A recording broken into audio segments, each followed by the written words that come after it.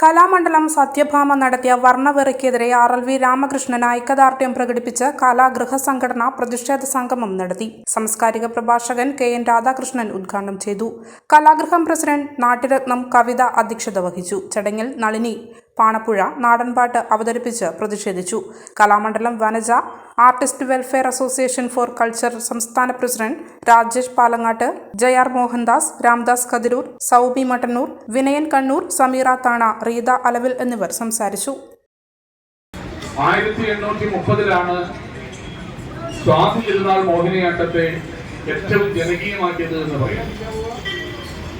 ഭാരതത്തിലെ ദക്ഷിണ ഭാരതത്തിലെ മുഴുവൻ കലാകാരന്മാരെയും തന്റെ കൊട്ടാരത്തിൽ കൊണ്ടുവന്ന് അതിൽ മോഹിനിയാട്ടത്തിൽ ഇന്ന് പാടുന്ന ടീച്ചർക്കൊക്കെ അറിയാം, ഇന്ന് പാടുന്ന വർണ്ണങ്ങളെല്ലാം സ്വാതി തിരുനാൾ എഴുതിയതാണ്.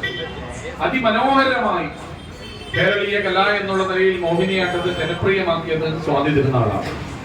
പക്ഷെ സ്വാതി തിരുനാളിന് ശേഷം ഭരിച്ച ഉത്രം തിരുനാൾ അദ്ദേഹം കഥകളിയോട് താല്പര്യമുള്ള ഒരു കലാകാരനായിരുന്നു, ഒരു രാജാവായിരുന്നു. മോഹിനിയാട്ടത്തെ വളരെ ചുരുട്ടിക്കൂട്ടി ചവറ്റുകൊട്ടയിൽ എറിഞ്ഞു എന്ന് പറയാം. കഥകളിയുടെ സുവർണകാലമായി. പിന്നീട് മോഹിനിയാട്ടം വലിയ ഉത്തംഗ ഗോപുരത്തിൽ നിന്ന് താഴെ വീണ ഒരു സ്ഥിതിയായി.